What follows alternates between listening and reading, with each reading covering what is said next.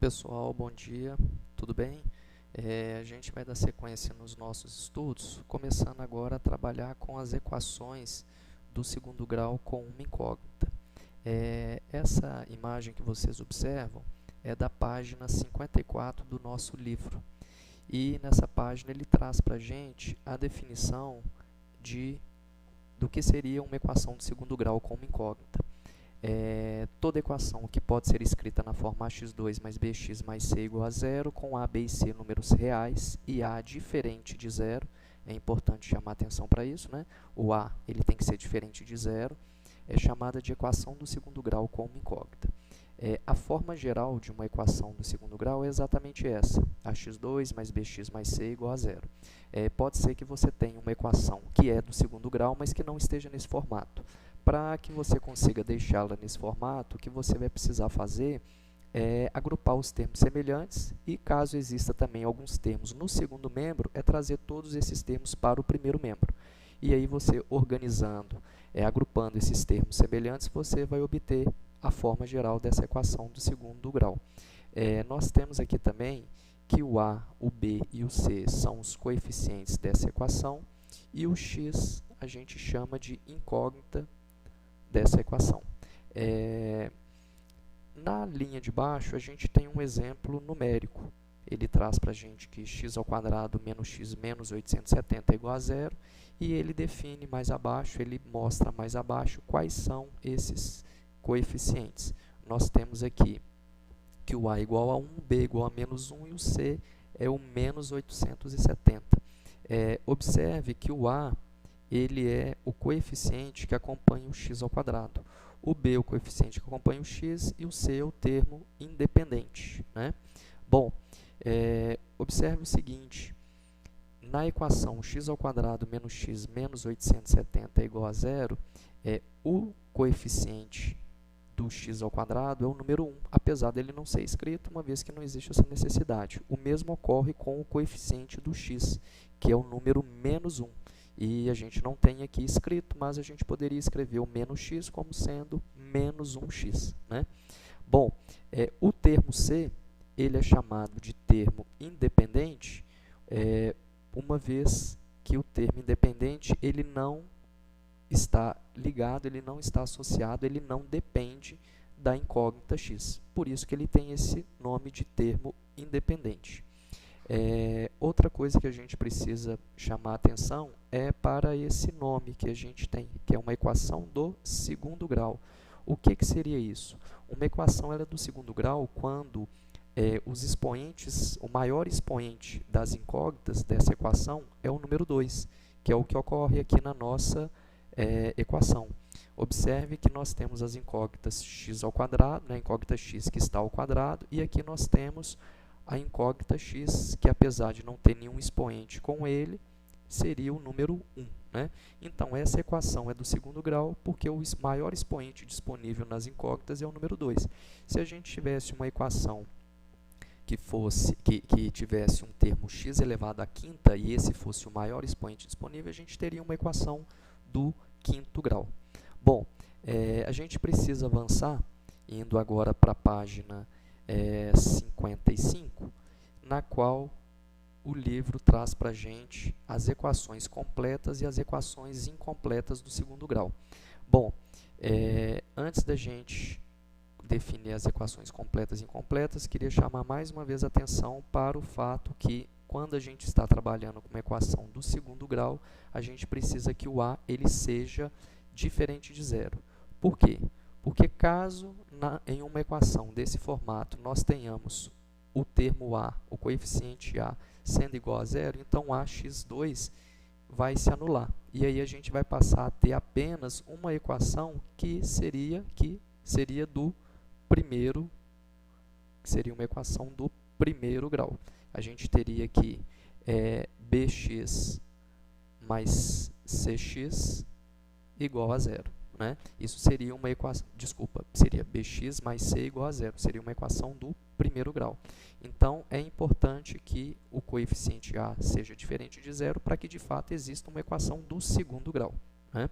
Bom, se além disso, o b e o c forem ambos diferentes de zero, a gente vai ter então uma equação do segundo grau que é chamada de equação completa. Completa porque todos os coeficientes B, né, A, B e C são diferentes de zero. Aqui ele traz dois exemplos para a gente de equações completas do segundo grau. Eu vou procurar destacá-las aqui, ó. Essa aqui é uma equação completa do segundo grau e aqui também a gente tem uma outra equação completa do segundo grau. Alguns detalhes. Observe que nessa equação os coeficientes são A igual a 3, B igual a 1 e C igual a 8. Todos eles diferentes de zero. E mais do que isso, o A ele precisa ser diferente de zero para que de fato exista uma equação do segundo grau. Bom, nesse outro exemplo, chama atenção para o fato que ele trouxe a incógnita aqui sendo a letra Y e não a letra X, como a gente viu nos exemplos anteriores. Isso não tem problema nenhum, né? A gente pode utilizar qualquer letra para representar a incógnita de uma equação de segundo grau, desde que a gente deixe claro quais são os coeficientes e qual é a incógnita que a gente está utilizando. Nesse caso, como a gente tem um exemplo numérico, né? A gente tem um exemplo cujos coeficientes são numéricos, então fica evidente que a incógnita é a letra Y.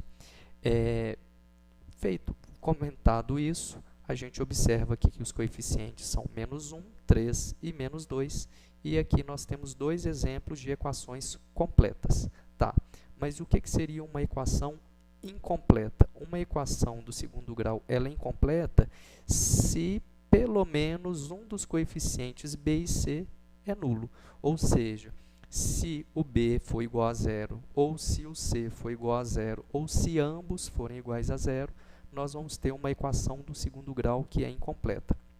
Aqui abaixo ele traz para a gente também 4 exemplos de equações do segundo grau que são incompletas. Nessa primeira, 5x² igual a zero, observe que tanto B quanto C são iguais a zero, logo a gente tem uma equação incompleta. Nesse segundo exemplo, o termo C, que seria o termo independente, ele é zero, né? Ele não existe ali, a gente tem apenas o x² e o x, então o C é igual a zero, a gente também tem uma equação incompleta. E do lado de cá nós temos duas equações que o B, o coeficiente B, ele é zero. Então, ele tem o termo x2 e ele tem o termo independente. Então, aqui nós temos exemplos de equações incompletas. Incompletas quando falta ou B, ou C, ou ambos. Ok? Bom, a gente precisa também agora avançar para a página seguinte, que é a página 56. Nessa página 56, ele procura abordar para a gente o conteúdo sobre raízes ou soluções de uma equação. Ele inicialmente traz aqui uma equação do primeiro grau, simplesmente para discutir a ideia de solução de uma equação. Dada aquela equação ali do primeiro grau, 2x mais 3 igual a 13, a gente sabe que a resposta, né, a solução dessa equação seria o número 5, porque uma vez que eu substituir o x por 5, eu obtenho uma igualdade que é verdadeira. É o que a gente tem aqui nessa linha, né? Então, o 5 é a solução dessa equação do primeiro grau, que a gente também pode chamar de raiz dessa equação. Então, o nome raiz ou solução, eles são equivalentes para esse contexto que a gente está abordando aqui. Na sequência, ele vem e apresenta para você aqui uma equação que é do segundo grau, e essa equação do segundo grau ela possui duas soluções, os números 2 e 3. Então, eu posso falar que o 2 e o 3 são raízes dessa equação do segundo grau. Elas são raízes, elas são soluções, porque uma vez que eu substituir na equação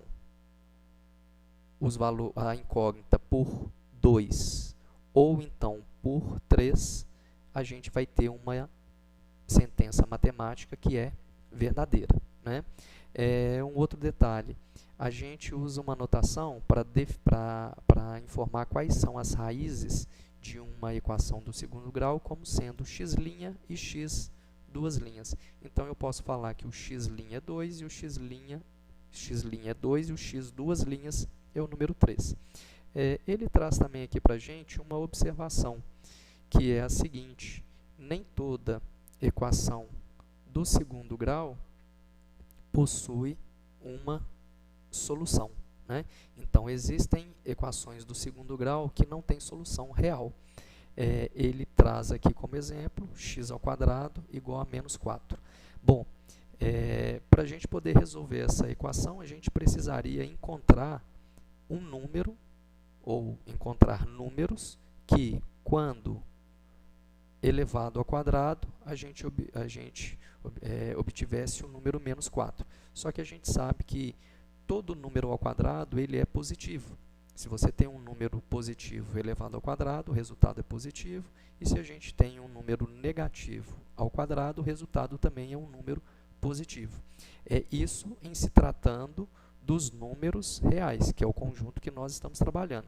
Ele faz até uma observação aqui, que para se resolver essa equação de segundo grau é possível sim, mas isso apenas no ensino médio, quando a gente for estudar, trabalhar com os números complexos, tá? Mas isso aí é para um outro momento.